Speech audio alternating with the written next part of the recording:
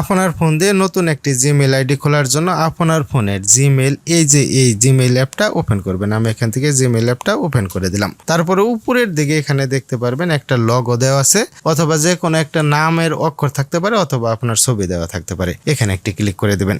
এখানে ক্লিক করার পর এখানে দেখতে পারবেন এড অ্যানাদার অ্যাকাউন্ট, এখানে একটি ক্লিক করবেন।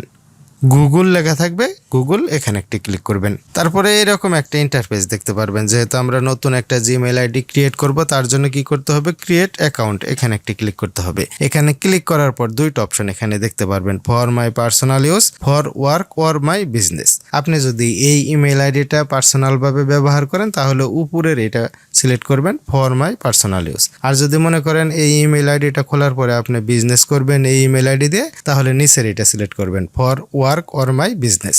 আমি যেহেতু এই ইমেইল আইডি দিয়ে আমার পার্সোনাল কাজে ব্যবহার করব, তার জন্য ফর মাই পার্সোনাল ইউজ এটা আমি সিলেক্ট করে দিলাম। এখানে নাম লিখতে হবে, ফার্স্ট নেম এবং সারনেম। এখানে বলছে যে যদি আপনার নাম এমন থাকে, যেমন আমার নাম হলো রুবেল মাহমুদ, আমি এখানে কি করব, ফার্স্ট নেম রুবেল দেব এবং সারনেম মাহমুদ দেব।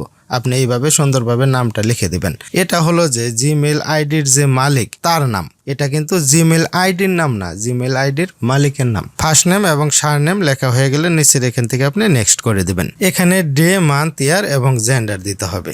ডে, মান্থ, ইয়ার এবং জেন্ডার দেওয়া হয়ে গেলে নিচের এখান থেকে নেক্সট করে দিবেন। তারপরে এরকম দেখতে পারবেন, ইউজার নেম @gmail.com।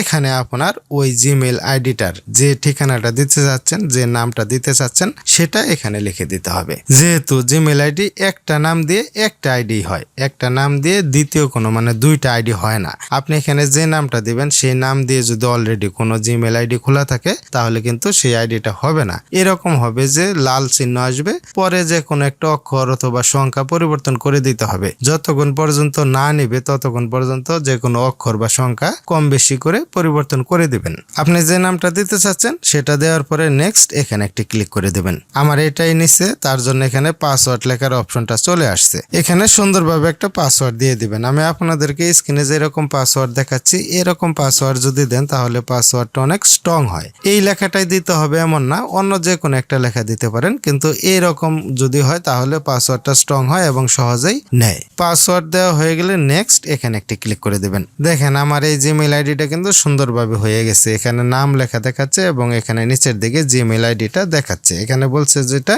সেভ করে রাখবেন কিনা আপনার ফোনে, আপনি চাইলে সেভ করে রাখতে পারেন, আমি সেভ করব না। এটা দেখার পর এখান থেকে আপনি নেক্সট করে দিবেন। তারপরে এরকম একটা ইন্টারফেস দেখতে পারবেন, প্রাইভেসি এন্ড ট্রিমস। এখানে বলছে যে আপনি যে জিমেইল আইডিটা খুললেন ওই জিমেইল আইডিটা ব্যবহার কিভাবে করবেন, এখানে কিছু নিয়ম কারণ দিয়ে দিছে। ইচ্ছা করলে আপনি এগুলো পড়তে পারেন, না পড়লেও কোনো সমস্যা নেই। আই এগ্রি, এখানে একটি ক্লিক করে দিবেন। এখন আমাদের এই জিমেইল আইডিটা কিন্তু সুন্দরভাবে খোলা হয়ে গেছে। যে জিমেইল আইডিটা আমরা এতক্ষণ খুললাম সেই জিমেইল আইডিটা দেখার জন্য উপরের দিকে যে এখানে এই লগোর মধ্যে একটা ক্লিক করে দিবেন। একটা ক্লিক করার পর এখানে দেখতে পারবেন ওই জিমেইল আইডিটা দেখাবে। এই যে দেখেন উপরের দিকে রুবেল মাহমুদ এবং নিচের দিকে যে জিমেইল আইডিটা দেখাচ্ছে। এই জিমেইল আইডিটা এখন কিন্তু আপনি যে কোনো সোশ্যাল মিডিয়াতে বা যে কোনো জায়গাতেই ব্যবহার করতে পারবেন। দেখা হবে অন্য নতুন কোনো এক ভিডিওতে। আজকের মতো এখানেই বিদায়, আল্লাহ হাফেজ।